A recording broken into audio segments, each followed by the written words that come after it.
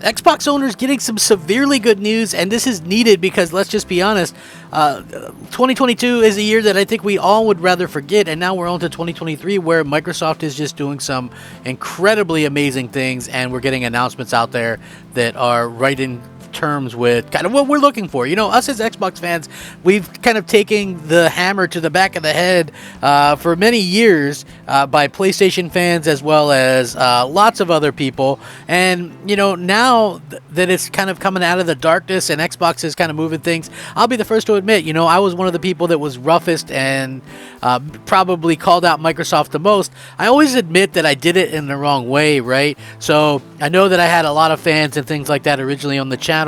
And, you know, you guys watched because I was there sticking up for Microsoft through thick and thin.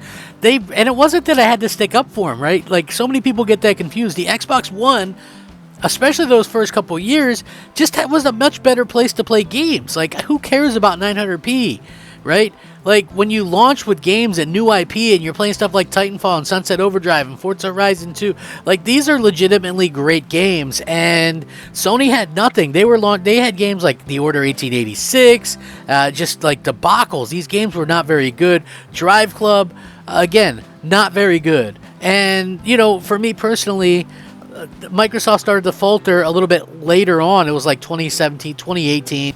I sincerely try to be optimistic, or as optimistic as I could be, and, you know, every year I think leading up to them we were like, wait till E3, but the sad fact of the matter is, with only 4 studios, that wait to E3 stuff was never going to really work out. They needed to buy studios, and which they did. They answered the call, but they bought a number of studios, big ones, small ones, and everything in between. Not only that, but also they, you know, the whole Blizzard Activision thing, once that goes through, I think we're going to be in a much better place. But this news right here, really good news on just what we needed to kind of hear, and I'm excited. Let's get into it. What's up, everybody? I'm Crap Gamer.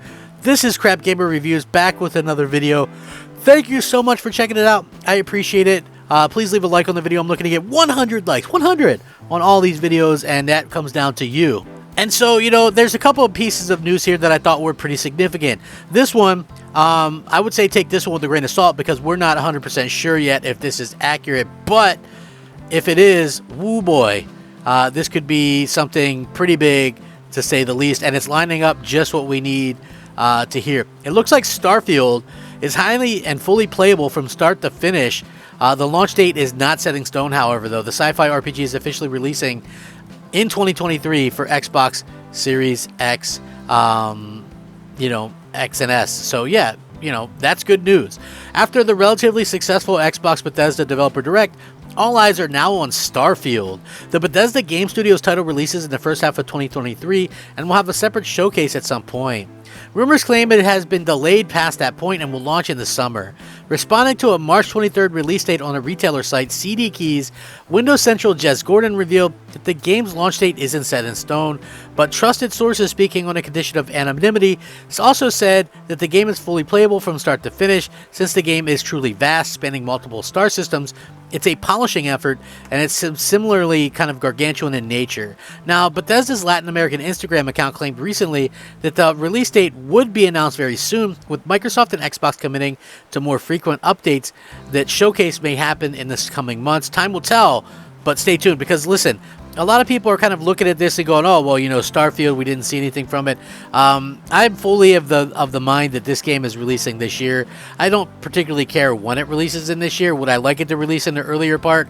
Absolutely. But at the same time, you know, I feel like I would rather have the game ready to go rather than some kind of broken, incompetent, like, game, you know, like, that's the real rub. And I've mentioned this so many times that people are probably tired of hearing it, but it's like people want one thing or the other, right? They want Microsoft to hurry up and release games, but if they hurry up and release games that are not finished, guess what? They're going to be broken and they're going to score poorly, and people are going to go, see, the quality sucks. Game Pass ruins the quality of games. It's ruined. Absolutely ruined the quality of the games. Now, listen, if they wait, then you have to deal with the interim where people go, Xbox has no games. Now, obviously, Xbox has games. It's just one of those things where they're stuck between a rock and a hard place right now. So hopefully they can get that kind of worked out before too long. But I think one of the most important things kind of going forward is that us as fans, we have to kind of look at this and go, it really kind of comes down to what Microsoft can do in the future. But I also thought that what Phil Spencer said in this interview was keenly important in terms of what he thought Xbox would do and how they were with this whole Activision deal, because a lot of people are talking about this, and he still thinks, despite all the recent stuff, he's more confident now than he was a year ago that the deal is going to go through. Head of Xbox Phil Spencer was asked earlier about his thoughts on Microsoft's ongoing attempt to acquire Activision Blizzard, explaining that he remains confident that the deal will actually go through. In fact, he's even more confident now than he was a year ago, and that's due to the fact that he's learned a lot over the past 12 months about how various regulatory processes work, and he seemed very grateful for that. And this is what he said, and I quote, "My confidence remains high. We're actively working with the regulatory boards around the world that need to approve for this, and it's been a learning experience for me. I'm more confident now than I was a year ago, simply based on the information I have and the discussions that we've been having."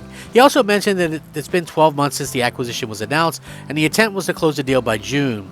So here's hoping that we get a verdict in time. Unfortunately, there have been a lot of roadblocks because Sony has been lying their asses off trying to get this thing to stall out, although it doesn't look like that's going to happen. We are seeing Microsoft kind of launch a counteroffensive here, and I really just think that there's a lot of things going on here where, especially like with the FTC, there's a lot of posturing going on because they want to seem like they're we're really against this. We're for the common folk people. We don't want these companies to get together or whatever. But it really, in my opinion, what we're seeing is that the regulatory boards, for the most part, don't have the foggiest idea about video games.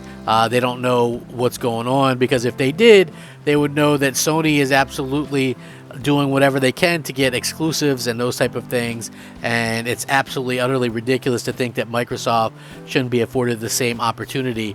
And just because Microsoft is in a slightly better position where money is concerned and backing, doesn't mean that people should be able to kind of, I guess, just have this double standard. And I feel like Sony always just thinks that they should be able to get away with whatever they want. I just honestly think that that's something that Microsoft will have to continue to work with. And I do hope that we continue to see them do some fantastic things in the future. And I want to see them stick it to Sony. When this deal goes through, man, I'm going to do some kind of thing where I'm going to celebrate with a few drinks on stream or something, maybe smoke a big fat cigar, because, Sony's been a pain in the ass throughout this whole process, and it's been utterly, utterly ridiculous. Let me know what you think. I'm gonna put this in the description, the articles. You can check them out. Rack them up, fact them up, crap gamer them up. Thanks for watching. Crap Gamer out.